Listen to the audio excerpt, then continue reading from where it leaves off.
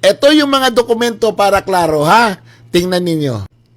Simulan natin ng February. Ito yon. Ayan. Ano napansin nyo kay Asidre? Yung kay Honorable Asidre, February 12, may 10 million siya. Ayan yung check number, ha? Tapos, sa February 18, meron siya 20. February 19, meron din siya 20. Madami siyang entry. And sunod. Ito naman yung March. Kita nyo?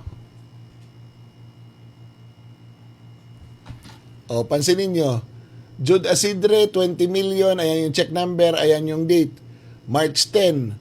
Pagdating ng March 11, isang araw lang ang pagitan. Ayan, 20 million. Andyan yung check number. Tapos, pagdating dito sa March 12, ano ba yan? March 12, meron 10 million. 50 million yan. Isang buwan lang. Saan kaya nila ginagawa? Sunod. Ito yung April. Sa April, meron Jude Asidre, April 7. 10 million. Yan, Tapos, dito sa baba, parang wala na. Parang isa lang yata yung niya, entry.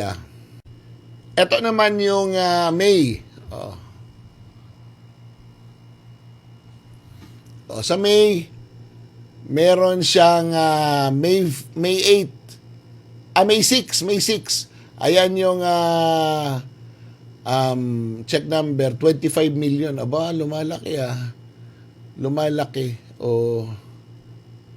Ayan, meron siya. 25 million noong May. Hindi natin nakuha yung buong listahan, pero sample lang ito.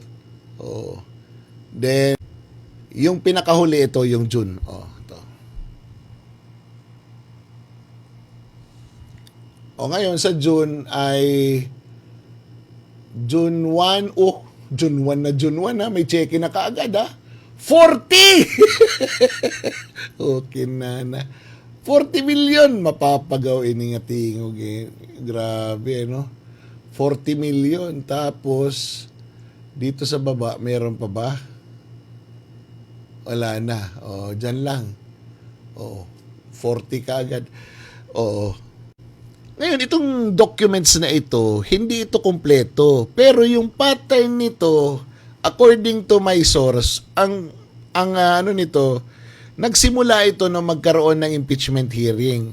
So, palaging naglalabas ng ganito. At habang palapit yung impeachment, lumalaki yung amount na ibinibigay sa mga kongresista. So, kailangan natin ng paliwanag.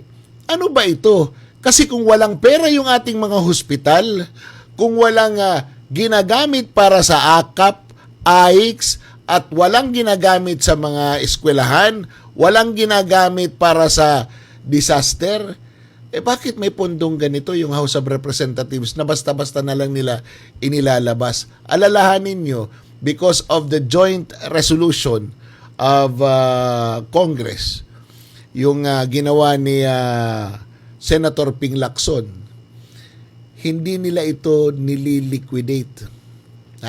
Hindi ito ino-audit ng COA as katulad ng ibang mga pondo. Ito ay liquidation by certification. Isi-certify lang nila na in fact ginamit nila ito. Kaya nakalagay doon na miscellaneous kasi nga yung MOOE nila hindi pwedeng i-audit. Sila ang gumawa ng kanilang batas na para hindi sila ma-audit. Certification lang ang ilalagay nila na in fact ginamit nila. At pwede na yon. At yung ibang opisina ay binubusisi nila. Pero sila hindi po pwede. That is unfair. Alam nyo, ang galing nyo magsalita ng accountability, Pero pag binulatlat yung records nyo 10 years ago, kasi paulit-ulit lang naman kayong mga yung nagiging congressman, pari-elect kayo ng pari-elect, baka pag tinutuo talaga yung audit at pinasoli sa inyo yung pera at kung malaman na illegal yung ginawa nyong joint resolution, kasi ang pagkakaalam ko sa Constitution, yung pera ng taong bayan dapat accountable lahat.